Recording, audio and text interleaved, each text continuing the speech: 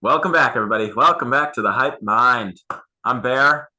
Daniel joining me again, like always. Your two favorite people. On your seeing our one faces, favorite show. Want to hit like? Yep, on your number one show podcast. Yeah, we're glad to be back, and we're glad to have you back. Yeah, you got a great Detachment. topic tonight. Huh? Detachment. That's what we're talking about. Yeah, great topic tonight. You know what I visualize is Do tell. the man in chains walking around. He's got the chains attached to his wrist, his ankles, and the metal ball attached to that chain just weighing you down. Dragging. Yeah, this is what attachment is. Attachment to things is a self-enslavement. Yeah. You attach and you could be attached to a lot of things. You can be attached to material things. You can be I was just going to ask that. People. You could be attached to outcomes. Great expectations are related to the attachment. Like you have expectations for something you own, some type of importance and value you put on it.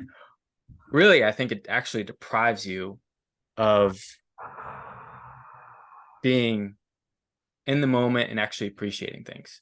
When you're attached to something, you have expectations for it. You have you put some type of external value, and less in the moment. It's more future focused. I'm thinking of the future. I'm thinking what this can gain me. It's you'll be in more like transactional situations with what you own instead of actually appreciating what you have. Yeah. I'm glad. First, I'm glad you clarified that, because there's a lot of different things you can be detached to. I wasn't sure if you were shooting for something specific. And so, yeah, the mentioning the outcomes and the people and the materials, they're all super real. And even the past. That's what I was just thinking about. Gosh, attachment. Beating me to the message here. Wait, let me finish here. Yeah, go ahead. This is super important. We attach our things to perishable things. Like these things are going to be gone. We're going to die. Or already are gone. Even the memories we have. I was just dealing with some people with Alzheimer's. They don't remember crap. And, even if they look at an old photo album, they don't even remember any of that. So your attachments to even memories, the past, are going to perish. Yeah. Well, it's interesting you say that. Everybody who knows Dale Carnegie knows he's an amazing writer. One of the concepts he throws out there is living in a today type compartment, right? Not looking to the future, not looking to the past, living in the now. Yes. And how much more your life becomes fulfilling. He talks about how read.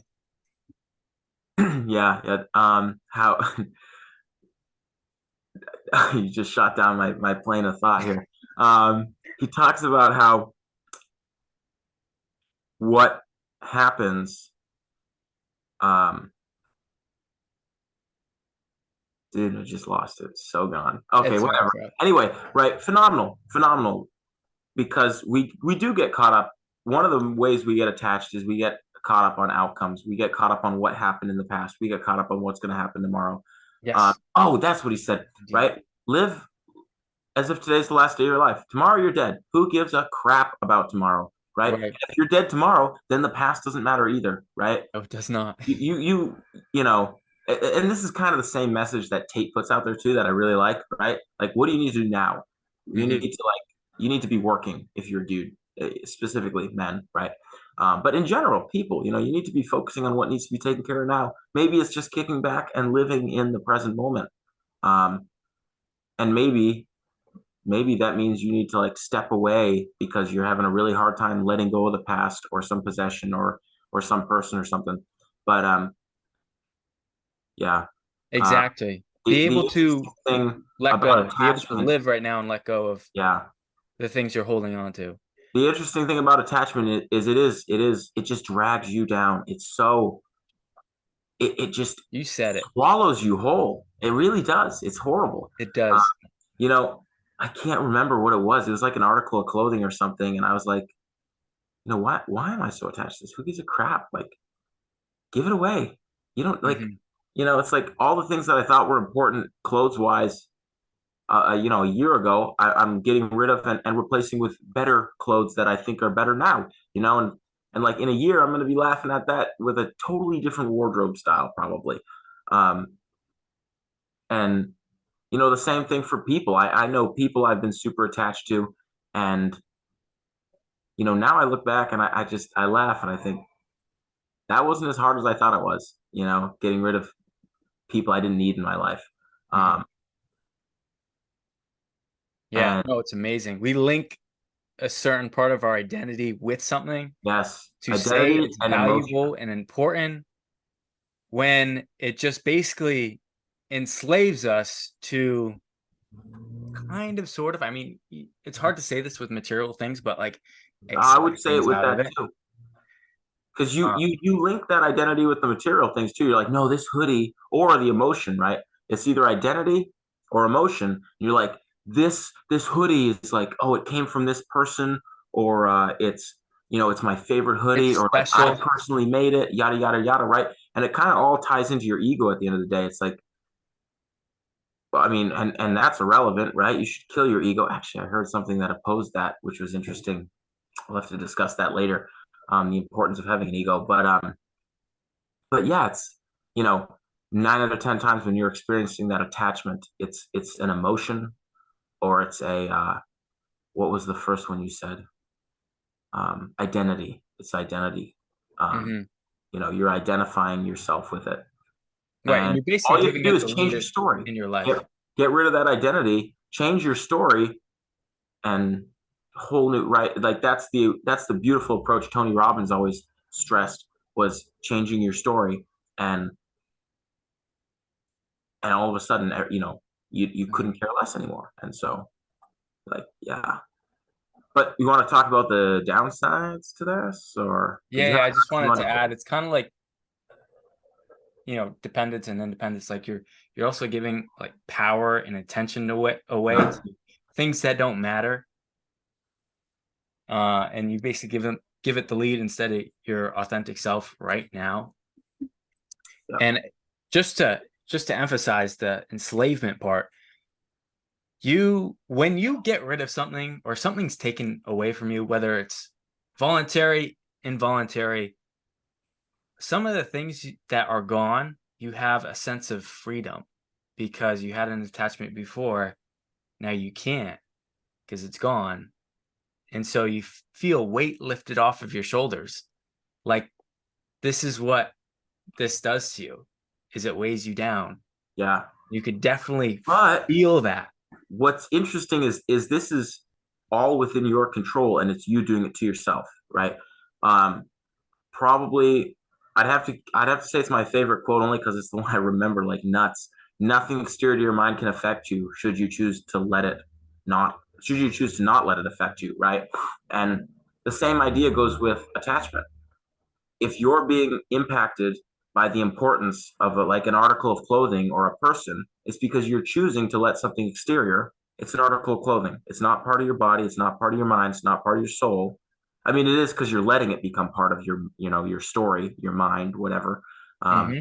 but it can't affect you. And if you realize that and you say, you know what, I'm being silly. I'm gonna get rid of this, or I'm gonna accept that this is no longer a part of my life, or whatever. All of a sudden, you do experience that feeling of being unchained, that freedom, and it's very real. And it's crazy how quick the transformation happens, but it really all is in the mind. It's all a mental game, and yeah, you might have to incorporate some spiritual warfare there to break free from that mental game and to make that switch, or love this too, some physical warfare, because a strong body is a strong mind. Um, and a lot of times, what you find that you don't notice is that pump you get while you're working out. or while you're fighting, or while you're running, or while you're doing something, um, you know, physically intense, and you think, oh my gosh, I can do anything. That's part of the whole uh, mantra of a strong body. It's a strong mind. As you strengthen your body, your self-discipline increases and your ability to like see clear, maybe because of the blood flow, I don't know, um, kicks in, right? A lot of times I think people see this, they're doing something intense and they're like, oh my gosh, I can't believe I've been silly. I can't believe I've been lazy these past few weeks, yada, yada. Like, you get in that zone. You probably know what I'm talking about if you've been there. And the same thing Mhm. works for this. It's like, you're all pumped up. You're like, I can't wait to go home and just clean out my whole house. You're like, what the heck?